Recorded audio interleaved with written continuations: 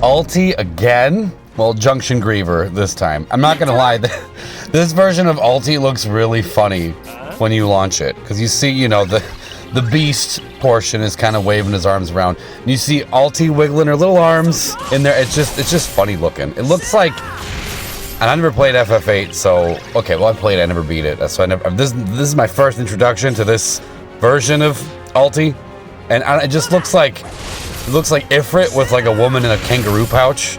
It's fucking weird looking. And Irvine is gonna stand there and do nothing. Just take the beating. This fight has a lot of health. I'm not gonna lie, I kind of went into this not really knowing what to expect. I kind of just tried spamming it, and then it started doing that mechanic where, if you don't know, if you haven't done this yet, after that first health marker, which will be right after 80%, you have to delay ulti in order to do any more damage. So make sure to bring some form of doing that. That's how they're selling Sabin, because Sabin delays all the time.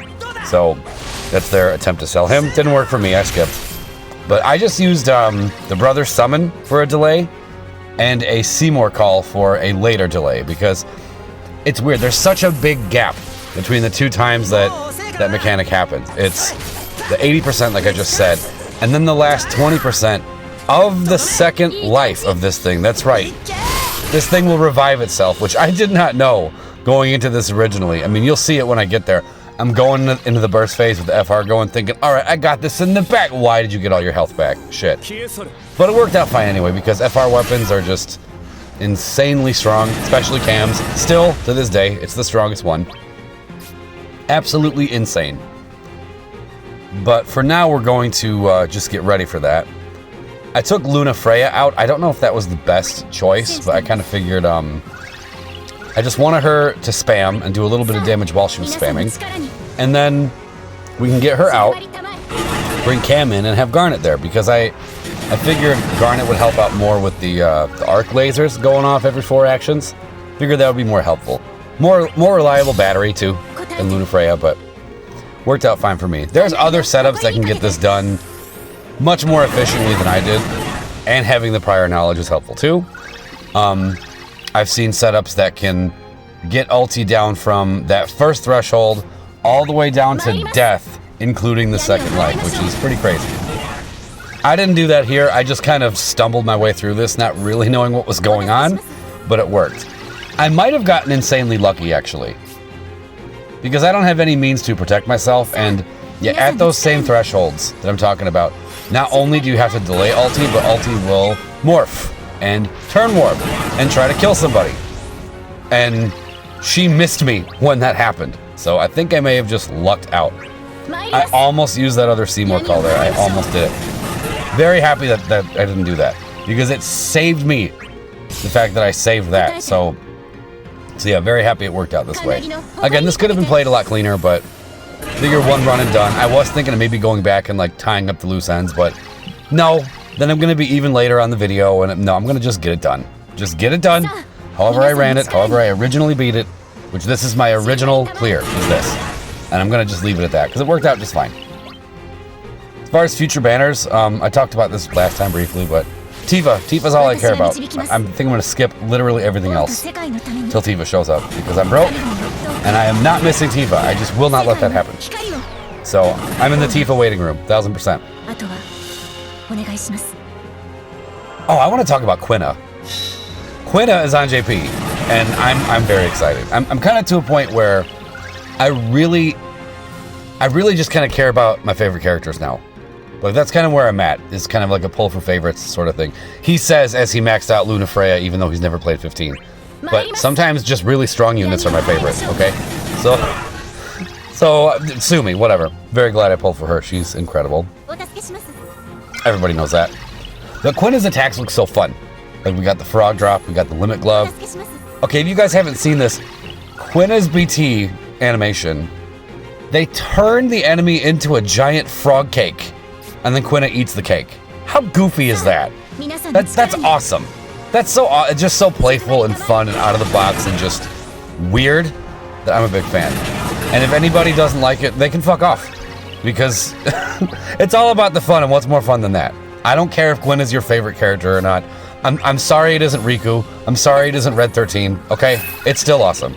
I do feel bad for you guys though. You guys have been waiting for those two characters for a long time, and I can't really sit here and complain because, yeah, I have no room to talk because this game has been so nice to Final Fantasy IX fans. I mean, we had the first global exclusive ever, which was Beatrix. Amazing. Another one would have been the VVLD that was created for global before it was ever on the JP server. And then we had the Garnet BT. Yeah, Final Fantasy IX fans have been eating in DFFOO for years, and I'm gonna keep eating because Quinna got a BT, FR, all that stuff. Very happy with it. Okay, so I think we're gonna just do this now. Get Cam in here. Oh, another thing to note, when Ulti morphs, she also cleanses all of the debuffs. So that can be a little dicey in certain situations. So if you think you're gonna get past some of this stuff with like a Raijin call, you're not. Because she's gonna just cleanse it. Reno, same shit, same thing. Reno is good for this stage though. A lot of people are using the Reno FR for this particular stage. And it's working out quite well. Okay, this is what I'm talking about right here. This should have been death. And it wasn't. I completely lucked out. That should have been a dead run. It should have been a dead run. But luckily it wasn't. So, I think we better get to it. This is unfortunate because this means that we're going to get the burst effect up without actually doing any damage to ulti. It'll hit Irvine though, so it's not a total waste. It's just upsetting to see all that. Okay, it'll do a little bit of damage because she still has that buff on from Lunafreya. That heavy prayer. So see, it's still doing something, but just not nearly as much as it should. And this is simply this is just because I didn't want to, I should have just hit Irvine with that. You know what? No, I shouldn't have, because this way the 5 stacks are, yeah, totally worth it, totally worth it. The target ulti and then just do this. Yeah, totally worth it, even though it was no damage, just to get the 5 stacks on. But now we have to delay. We absolutely have to. First, let's just beef up a little bit. Okay. So this is what I'm talking about. Brothers triggers this delay. There we go. Space-time restoration. Okay, perfect. Allowing HP damage. See how we couldn't hit before? Now we're hitting for full. And like I said, I have the Seymour call, the Seymour LD call in the back pocket when Lunafreya gets back, just in case we need it, which, spoiler alert, we will. I think that it may have been possible to kill him all to kill her in just that burst phase if I would have planned it out a little better and known what was coming. Also, this turn order got a little messed up. I wanted Tidus to jump in front of Garnet here, but that didn't happen. I think I checked the turn order to see if maybe he would jump if I hit a slash combo, and he just didn't. I should have just tried it anyway, because sometimes that can be deceiving. But instead I just popped the EX. So that means Garnet is going to attack without really adding much to the FR percentages. So yeah, missed out on a little bit of that there, but it's okay. It's okay. It all worked out in the end. It just took a little longer than it maybe should have. Yeah, you'll see this is supposed to do more if it were set up properly, but it wasn't. So 40 isn't terrible though. It could have been in the 80s.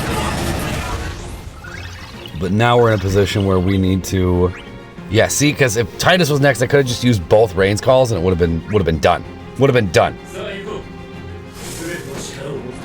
Or at least closer to done. But now we'll set up with this. We can LD right out of the summon and then go into this burst and do as much damage as possible, and we'll be in a very good spot. 64. Yeah, I really wish I would have planned this out better. Yeah, it's after that. You see that last health marker on ulti? Once you cross that, ulti will completely revive herself and change forms. Look at ulti's little arms. You'll see more of it later in the burst phase. Looks like she's riding a bike. It's goofy as hell. Okay, 7. That is our cue to burst.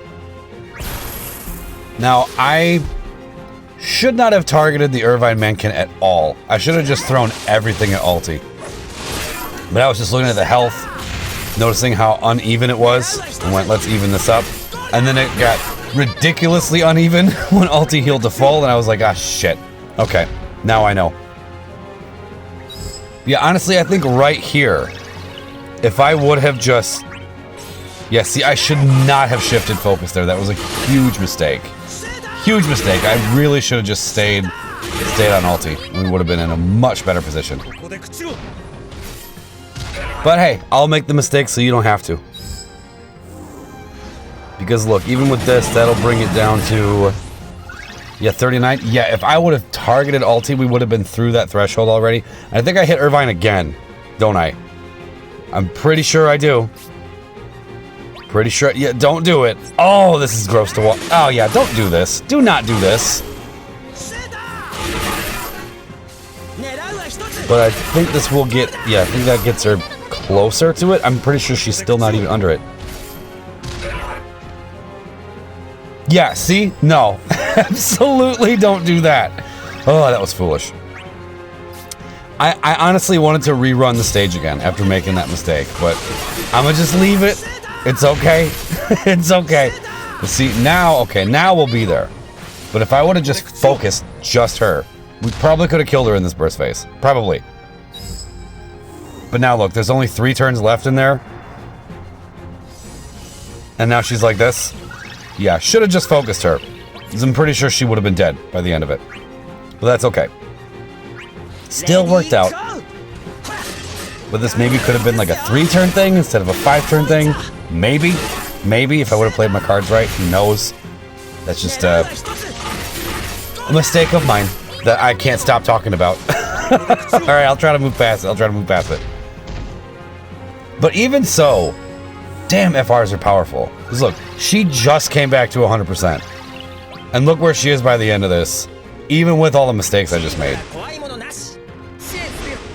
So now if we... Yeah. Look how high up this... Yeah. We'll just quit talking through it. With the shot.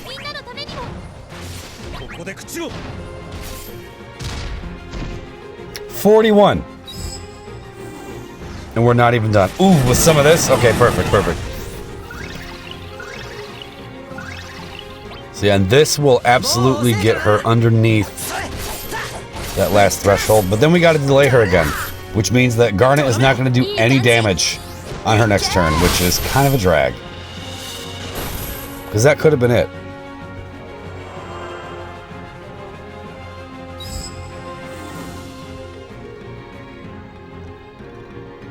So now, look at that. The cam debuff prevented whatever the hell else she was going to do. So we do not even have to worry about it. And now at this point, okay, I only hit that C65 for this reason here. So this way, we can break him back. Or her back, actually. I guess we wouldn't have really needed to do that, because she would have been stunned anyway, but whatever. But we have no need for a Camelot anymore. So, let's get this delay and this debuff on. This won't do any damage, but damage is not the point. All those zeros are painful to see, but it's okay. Now we can do damage again. We might as well hit Tidus with a quick prayer. This way he can spam even more than he normally does. So now at this point, Ulti is a sitting duck. She cannot do anything. So we can just spam her to death. At 11%, not a problem. With all this burst effect goodness right here, yeah, this is gonna be great. Not a problem. Again, probably could have died in the burst phase if I would have played my cards right and knew it was coming, but this works too. Even if you make mistakes, you can always just pick yourself back up. How motivational. Whatever.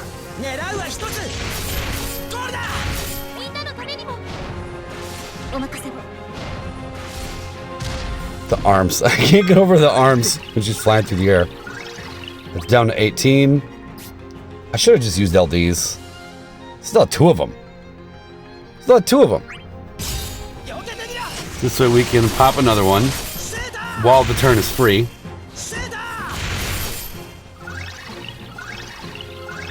Which will be, this will be the last turn of Quick Prayer, so. Hit him with this.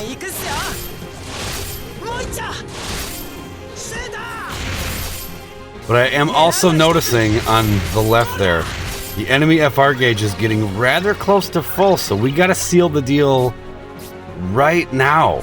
Like right now.